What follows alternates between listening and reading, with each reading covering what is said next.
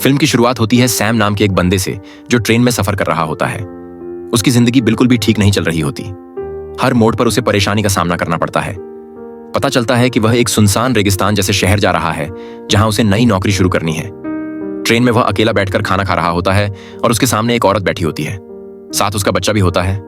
Sam उसके हालात देख के अपना खाना उसे दे देता है। अब जब वह स्टेशन पर उतरता है तो पूरी जगह खाली होती है। हालांकि कंपनी ने कहा था कि रिक नाम का एक बंदा होगा जो उसे लेने आएगा। सैम इधर उधर देखता है, फिर उसे कमरे में एक आदमी दिखाई देता है। सैम उससे बात करने की कोशिश करता है पर वह बंदा उसे इग्नोर कर देता है। सैम उससे पूछता है बाथरूम कहाँ है, तो वह बंदा बस इशारे से बता देता है। सैम को उस पर गुस्सा आता है पर वह चुप रहता है और वॉशरूम चला जाता है। फारिग होने के बाद बाहर से एक आदमी की आवाज आती है, जल्दी निकलो भाई, यहाँ पानी भी पैसों का है। असल में यही वो रिक है जो सैम को कंपनी तक पहुंचाने वाला है। सैम कहता है हो गया भाई, बस निकल रहा हूं। अब दोनों गाड़ी में बैठते हैं और कंपनी की तरफ रवाना होते हैं। रास्ते में रिक बोलता है तुझे $300 देने होंगे ट्रेवल के। सैम चौंक के कहता है यार कंपनी ने तो कहा था $200। रिक गुस्से में कहता है अगर 3,300 दे सकता है तो ठीक, नहीं तो उतर जा। सैम सोचता है कि कोई दूसरा रास्ता तो है नहीं, तो वह मान जाता है। थोड़ी देर बाद गर्मी बहुत ज्यादा हो जाती है। सैम एसी ऑन करने की कोशिश करता है। रिक तुरंत गुस्से में कहता है हाथ मत लगाना एसी को वरना इंजन बैठ जाएगा। अचानक गाड़ी का टायर पंक्चर हो जाता है। रिक खुद कुछ नहीं करता और सैम से कहता है चल टायर तू बदल। सैम मजबूरी में टायर बदलने लगता है। इसी दौरान वह देखता है कि एक कुत्ता दूसरे कुत्ते को मार रहा होता है। यह देखकर सैम बहुत ज्यादा डर जाता है। रिक आता है और कहता है ओ भाई कांप क्यों रहा है, यह होता रहता है। फिर वह जख्मी कुत्ते को खुद मार देता है ताकि उसे और तकलीफ ना हो। सैम बड़ी मुश्किल से टायर बदलता है। फिर दोनों वापस गाड़ी में बैठते हैं। रात को फ्यूल भरने के लिए गाड़ी रोकते हैं और वहीं रात गुजारने का प्लान बनाते हैं। दोनों लकड़ियां जमा करते हैं, आग जलाते हैं। रिक पूछता है तू इतनी दूर कंपनी क्यों जा रहा है। सैम कहता है यार जिंदगी बहुत मुश्किल चल रही है, मैं चाहता हूं किसी का मोहताज ना बनूं और मुझे यकीन है कि उस कंपनी में मुझे कोई अच्छी जॉब मिल जाएगी। रिक कहता है तू एक अच्छा इंसान है, लेकिन जिस जगह तू जा रहा है ना वहां सब खून चूस लेते हैं, सीधा बंदा वहां बचता नहीं। सैम कहता है चलो देखते हैं क्या होता है। अगले दिन फिर सफर शुरू होता है। अब सैम ड्राइव कर रहा होता है। रिक सो जाता है। गर्मी ज्यादा होने की वजह से सैम चुपके से एसी ऑन कर देता है। थोड़ी देर बाद इंजन बैठ जाता है। रिक जाग जाता है और सैम पर गुस्सा हो जाता है। ओ भाई मैंने तुझे कहा था ना एसी को मत छेड़। वो गुस्से से गाड़ी से बाहर निकल जाता है। सैम भी उतरता है और रिक से माफी मांगता है। रिक को और गुस्सा चढ़ जाता है। बोलता है चुप कर, तेरी आवाज ना सुनूं। इसके बाद सैम पेशाब करने जाता है। थोड़ा दूर जाकर वो एक चमकता हुआ पत्थर देखता है। करीब जाकर जब वो गौर से देखता है तो पता चलता है कि यह तो खालिस सोना है। वो फौरन रिक को बुलाता है, ओए इधर आ, चेक कर कहीं मैं सपना तो नहीं देख रहा। रिक जैसे ही देखता है शॉक हो जाता है। वो लाइटर निकालता है, आग जलाकर चट्टान पर रखता है। बोलता है अगर काला हुआ तो नॉर्मल पत्थर वरना खाली सोना। चट्टान जैसी की तैसी रहती है, मतलब सोना कंफर्म। अब दोनों सामान निकालते हैं, गड्ढा खोदने लगते हैं ताकि सोना निकाल सकें।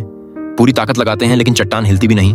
रिक रस्सी की मदद से सोने को गाड़ी से बांधने की कोशिश करता है ताकि खींच सके, लेकिन रस्सी टूट जाती है क्योंकि सोना भारी होता है। इसके बाद दोनों लगे रहते हैं, सारा दिन खुदाई करते हैं। अब सूरज डूबने लगता है।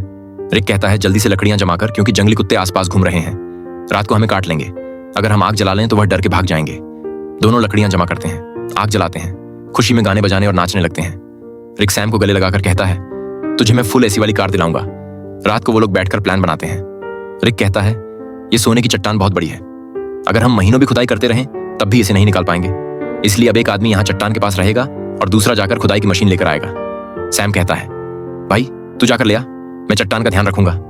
रिक कहता है नहीं भाई तू जा, मैं चट्टान के पास बैठूंगा। ये रेगिस्तान है, हर तरफ जंगली जानवर है, तू ये बर्दाश्त नहीं कर पाएगा। सैम कहता है कोई बात नहीं, तू मेरी टेंशन मत ले, मैं सर्वाइव कर लूंगा। तू वैसे भी चोर है, हो सकता है तू सोना लेकर भाग जाए, तुझ पे कैसे भरोसा करूं।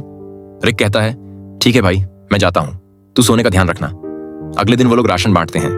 रिक सैम को एक सैटेलाइट फोन देता है ताकि दोनों आपस में कांटेक्ट में रहे।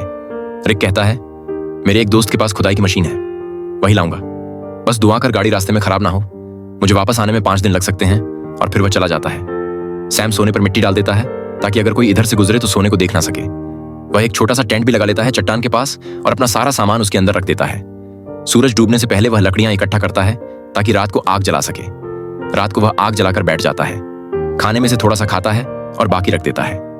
अचानक उसे जंगली कुत्तों की आवाजें सुनाई देती हैं और उसे एहसास होता है कि अकेले होने की वजह से वो आसान शिकार है। वो डर जाता है और चाकू हाथ में लेकर सो जाता है। अगली सुबह सूरज की तेज धूप से उसकी आंख खुलती है। बहुत गर्मी और थकावट होती है, नींद पूरी नहीं हुई होती और सूरज की तपिश उसकी स्किन जला रही होती है। तभी सैटेलाइट फोन की बेल सुनाई देती है। सैम दौड़कर फोन तक जाता है लेकिन कॉल कट चुकी होती है। वो टेंट में बैठा सोने को देख रहा होता है और सोचता है कि सोना बेचकर सबसे पहले एक बड़ा घर खरीदूंगा, फिर सैम पास के इलाके में घूमता है। थोड़ी दूरी पर उसे एक क्रैश प्लेन दिखाई देता है। वो फौरन उस क्रैश प्लेन के पास जाता है और वहीं रहने का फैसला करता है। लेकिन वहां से सोने की चट्टान उसकी नजरों से दूर होती है, इसलिए वह प्लेन के कुछ टुकड़े उठाकर चट्टान के पास एक टेंट बना लेता है।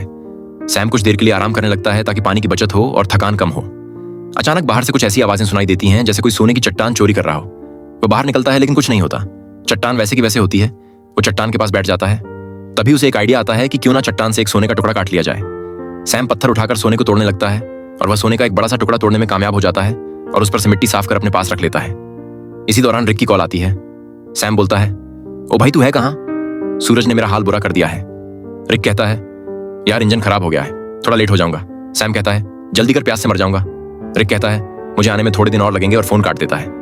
रात को सैम आग के सामने बैठा होता है तो कुत्ते चारों तरफ से आवाजें निकालने लगते हैं। सैम को डर लगता है कि कहीं सब कुत्ते एक साथ हमला न कर दें।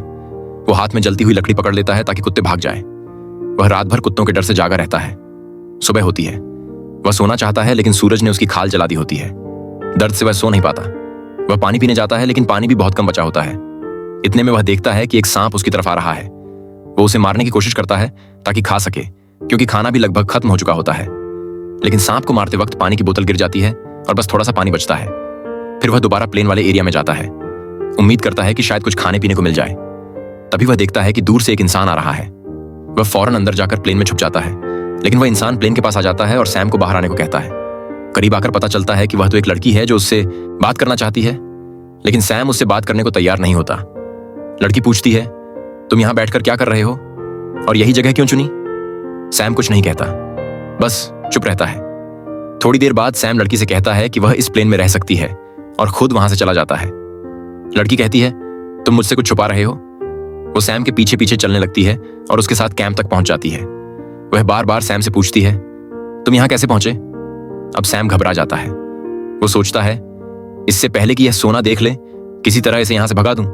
सैम लड़की से कहता है, क्यों आई हो मेरे पीछे? यहां तुम्हारी कोई जरूरत नहीं है, तुम्हें यहां से चले जाना चाहिए।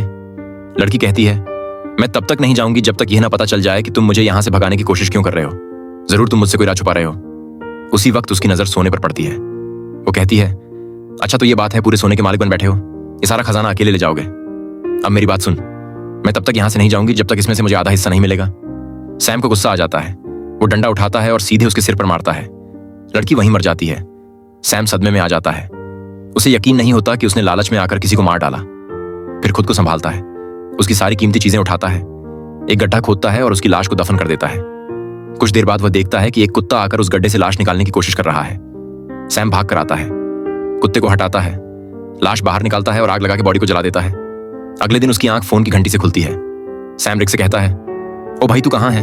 भूख से मेरी जान निकल रही है, अगर तू जल्दी नहीं आया तो मैं भूख और प्यास से मर जाऊंगा।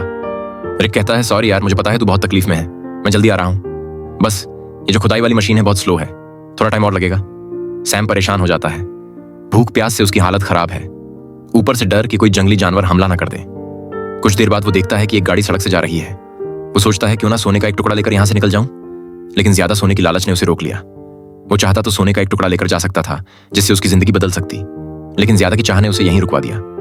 सैम शाम से पहले रात के लिए लकड़ियां इकट्ठा करता है, लेकिन अचानक एक बहुत तेज रेतीला तूफान आता है। वो टेंट की तरफ भागता है, लेकिन तूफान उसका टेंट उड़ा देता है। सैम जान बचाने के लिए इधर उधर भागता है, लेकिन तभी एक पेड़ उस पर गिर जाता है। तूफान रुकने के बाद सैम खुद को मिट्टी में दबा हुआ पाता है और एक लकड़ी का टुकड़ा उसके पेट के आर पार निकला होता है।